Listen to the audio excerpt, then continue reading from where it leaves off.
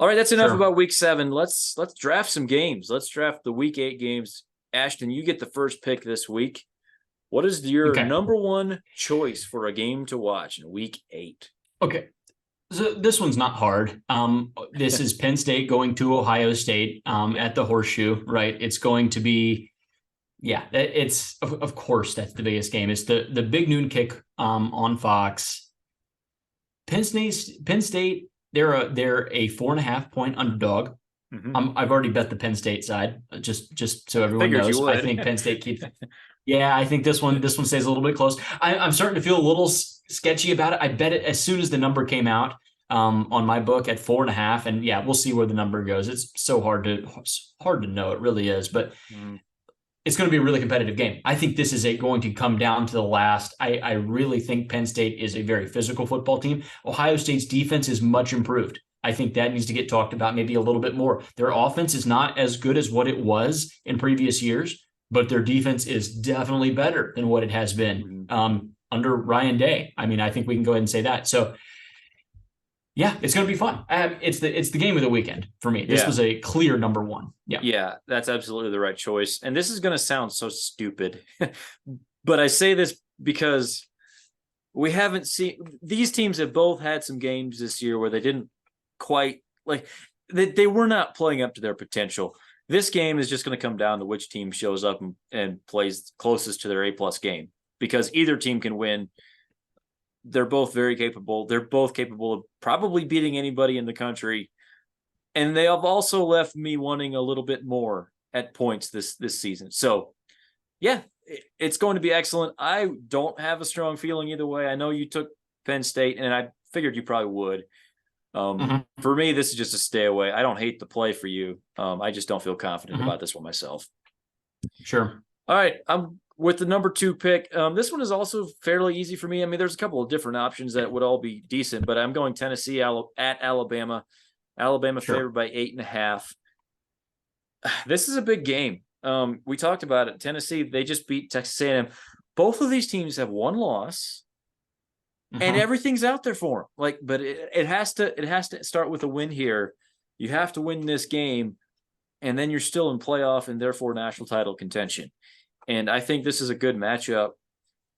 If Tennessee still had Hendon Hooker, I think I'd be fairly confident saying that there's an excellent chance they upset Alabama for the second year in a row.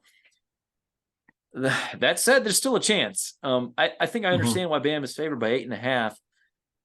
Joe Milton hasn't exactly looked very good this year, but neither has Jalen Milroe on the other side. So maybe this one just comes down to which quarterback makes the most throws. One thing I think is interesting, and yeah, you touched on it both, that they both have one loss, right? It's all still out there for both teams. But when you dive into it a little bit more, you look at the matchups, Alabama does not have Bryce Young anymore like they did last year, right? And Jalen Milroe is accurate deep. He has a very nice deep ball. His short and intermediate stuff is not fantastic. It's really not. Tennessee gets after the passer. They really do, almost as well as anyone. They get after the quarterback. If there's a world where Jalen Milroe can't throw deep, I don't think that Jalen Milroe can beat you throwing short and intermediate. I really don't. Sounds like you're saying it's too many points. I think the line is wildly high. I've also bet this game. I don't know if I'll put it in locks or not, just because I really value my record in the locks. But yeah, Tennessee's the side. You're just not going to be able to convince me from what I've seen so far. And I've watched a ton of Alabama and Tennessee. You're not going to be able to convince me that if Jalen Milroe can't throw deep, which I don't think that he'll be able to, because Alabama is struggling to protect the passer. Their offensive line has not looked good. I don't think he can beat you throwing medium and short. I really don't. So, yeah, I think the line's wildly high. I think it's closer to a field goal game. I believe that Alabama could absolutely still win this football game. I'm not saying they're going to lose. I just think it's close. I think this is a close football game. I almost feel like I like the total on this game better than the spread. The total's 48 or 48.5, 47.5, whatever you're looking for.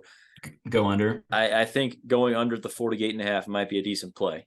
It'd be nicer if it was 49, because that's kind of a nice key number, but sure. Wouldn't feel bad about that one at all. Just as a lean, probably not going to locks. You're right. And this goes back to me, and I need to make another selection. Alabama, Tennessee is a lot of fun. This is going to be a really, really cool atmosphere. It's a rivalry that got renewed last year, right? When Tennessee stormed the field and beat Alabama somehow. Yeah, it's going to be an incredible atmosphere in Bryant-Denny. That's what college football is about, man. Like we live for moments. We live for those moments. Takes it to me at the number 3 pick. I'm going to go Utah versus USC, the last ranked on ranked match. The second to last ranked on ranked matchup we have. I think USC can possibly get off the mat here and beat Utah. Utah doesn't have Cam Rising. I don't know if we're going to have Cam Rising. We were talking. We've been teasing the whole Cam Rising comeback for a long time now, since week 1, right? Yeah. Against Florida, we thought he'd be playing. Still not really back. Utah's offense is not fantastic. It's a game I want to watch. I want to watch this game. 2 one-loss teams. I think it's really interesting. I think it's going to be. It's Utah absolutely owned USC last year. I'm tuning in for that. Surely USC has to come after getting absolutely blitzed by Notre Dame. You have to have some pride against Utah. I think this game will be close. Yeah, I like that selection, and it would have been my 3rd pick as well. Another game where I almost like the total more. The total's 56, and right. Utah's got a legit front. We know that if they can pressure Caleb Williams anywhere close to the way Notre Dame did, that could work. And I also have no trust, like you said, we'll have to just believe Cam Rising's playing when he actually trots out onto the field and is playing, because they were talking about it in week 1, and we're 2/3 of the way through the season now, and he still hasn't played. So, and by the way, the backups just haven't looked all that good. Like Utah's offense is just not very good. But USC has made they're a complete football team. They're a good football team. Yeah. But definitely not the ceiling as when they had Cam Rising. It is not the same as what it was last year. Yeah.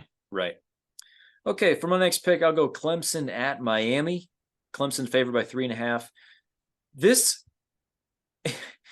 it feels like it could be kind of disappointing, just because both of these teams have now lost 2 games apiece, and sort of feel like they might be out of contention for the ACC, which you never know what could happen. But these are still 2 pretty good teams, and this could tell us a little bit something about the direction of either program, because I know they might not have the playoff in front of them. Like, the playoff's off the table for both of these teams, but they still have something to play for, I think. And both fan bases would, well, I guess if you're Miami's fan base, you're probably not rioting if you lose to Clemson.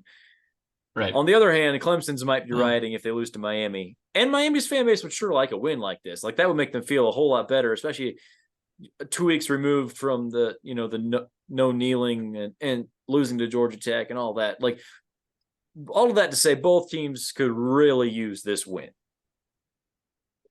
Desperation is incredible to watch on TV. When you have desperate teams, and I think both teams are desperate. Like, both teams have to have this. Yeah, no, I agree. Desperation is fun, at least for the neutral observer. It is no fun at all when your team is the desperate one with the back against the wall. Yeah. As a fan, that sucks. Like, that's a tough feeling. All right, so I'm just going to stay in the ACC, I guess. Duke goes to Doak Campbell Stadium, plays Florida State. The line is 14. Florida State is favored by 14. Yeah. Duke is 2-0 in the ACC. They're undefeated in the ACC. Mm-hmm. Duke has an opportunity to go on the road, beat Florida State, and with North Carolina doing what North Carolina is currently doing, they could potentially knock Florida State out of the ACC championship game altogether. Like, it's not likely. I'm not saying it's likely, but it's a possibility, and you have to tune into that. Like, Duke is a good football team. They play really good defense. You mentioned, like, they don't have Riley Leonard anymore, and obviously you'd like Duke a lot more in this game to stay competitive if they did. They don't. That is what it is. I think the coaching staff for Duke they've done a fantastic job. There's no doubt about it. Mm-hmm. Florida State hasn't really played a good team in a while. Like, they've kind of just sat there since the Clemson game. I mean, I guess Syracuse was still, Syracuse is okay. Virginia Tech's not very good. Like, so they've kind of just sat there after a pretty intense first month. So yeah, let's see what happens. This is going to be their first test in a while. I think Duke kind of keeps this one close. I don't have, yeah, I'm not locking this one up either, but I would lean Duke maybe to cover the 2 touchdowns. I think they keep it close. I think they're a physical team. I think they run the ball well. I think they'll try to do that against Florida State. By the way, supposedly Riley Leonard was a game time decision last week, which is a little hard to believe since he had a high ankle sprain. Yeah. Maybe that's I just, don't think so. Yeah. If he is able to go, that would make it so much different. You would just feel so much better about Duke's chances of pulling an upset. Right. Like we said, his backup completed 4 passes last week. So yeah, I don't know. This would be this is going to be fun regardless. I think it would be significantly more fun if Riley Leonard can find a way to play in this game, because he's kind of the engine that makes their team go when he's healthy. Right. Okay, that sends it to me. We're kind of in a muddle here where there's lots of good games and none of them really stand out above the fray. So it's a little bit personal preference. I'm going to go to South Carolina at Mizzou. Mizzou favored by 7.5. Yeah. Just kind of a fun matchup here where Missouri has exceeded expectations this year and South Carolina has not lived up to their expectations. So naturally, everything could change with one game, which we see all the time in college football. Right. South Carolina, they have to be able to protect Spencer Rattler a little bit. Missouri's going to score. They have a really good offense. I really like watching their offense. But South Carolina has a pretty solid defense. Not as good as it was last year, but I think it's pretty solid. And this is an opportunity for them to make a statement here. South Carolina has that game inside of them. Yes. South Carolina has an elite 60 minutes somewhere inside them. And they will show it from, almost every season you'll get it. So when South Carolina is right with the receivers that they have, Zayda Leggett's a real dude at receiver. And Spencer Rattler is low-key having a really, really nice season too. So South Carolina has an elite 60 minutes in there somewhere. Like, we haven't seen it yet, but they could add, they're probably going to knock off a team yet. They probably are. So like, they're going to sneak up and get Clemson maybe at the end of the year again, something like that. So no, I don't hate the pick at all.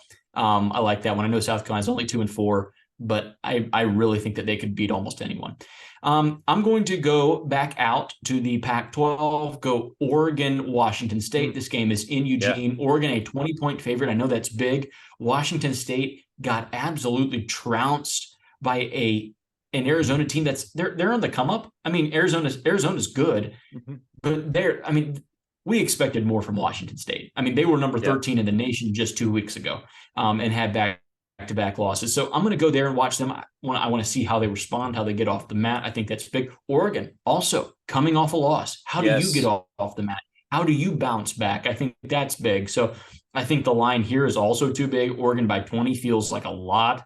I'm just gonna watch that one, not locking that one up either, but just like, ooh, whoa, that line looks really big for a team that's coming off a really difficult loss. So that'll be fun.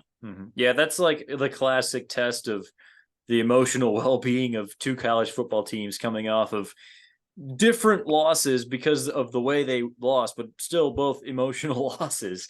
Oregon very tight, and Washington State just getting steamrolled at home. So yeah, I like that pick. My next pick, at this point, this one feels obvious to me. I have to grab this one. Ole Miss goes to Auburn. Ole Miss favored by 6.5. This is Hugh Freeze against his old team. Sure. I know he's going to have like all of the tricks up his sleeves, but it remains to be seen if his team can actually pull those tricks off. They played both quarterbacks a little bit last week. Like, I don't know. I just don't know about Auburn. Like, which one is going to play? Is either one going to be able to make a throw at all? Are they going to be able to stop Ole Miss's run game? I have no idea. But the line being as low as 6.5 tells me that Vegas thinks it's going to be a pretty good game. Strange things happen in Jordan-Hare. This was an Auburn team that absolutely hung in the game against Georgia just, what was it, 3 weeks ago now? Oh, yeah, they can beat Ole Miss. That could absolutely be on in the middle of the second quarter. Say they get a turnover or something, and they're running the ball well. You mentioned you're not sure which quarterback is going to play. I honestly don't know that it matters. Yeah. There's not a whole lot there for Auburn at quarterback. That they're missing that, and they will get one. Hugh Freeze will have a good quarterback playing for him soon. It's just not yet. He doesn't have one right now. There's I think Ole Miss is the favorite. They deserve to be. The whole revenge factor of Hugh Freeze playing Ole Miss again is so much fun. These are the storylines that we need. This is I live in SEC country. This is a big deal. This is a big deal for Auburn fans, a big deal for Ole Miss fans. Stuff like this matters. Does it make us seem maybe a little bit petty? Yeah, okay. Yeah, sure, fine, whatever. It's interesting. It's entertainment, man. It's a soap opera out here. So yeah, it's good for them. The winner there, if Auburn could somehow knock off Ole Miss, the vibes would just be electric. That would just be they stay close. It's a night game also on ESPN. If they're storming the field, right? That's happening. Absolutely. Absolutely. If that's a close game, third, fourth quarter, you're not going to want to watch any other game. That place will be an electric factory in the second half if that one's close. So yeah, that's a really good pick. All right, I'm going to be in the Big 12, TCU versus Kansas State, 2 4-win teams. Both have had some frustrating losses recently, and maybe especially I guess with TCU's case, not what we thought entering the season. They're 4-3 now, and definitely not what they were last year. Not a top 25 team. Kansas State also some tough losses. Missouri and Oklahoma State. Those are games that they would expect to win and were favored in. And they lost. So this one is in Manhattan, Kansas. Kansas State favored by 6.5. I think the line's about right. TCU, did they find something with the quarterback Hoover? I'm not sure. We'll see. Interesting. I think it'll be a fun game. I think it'll be fun. I think it'll be close. Worth a watch at 7 p.m. Eastern.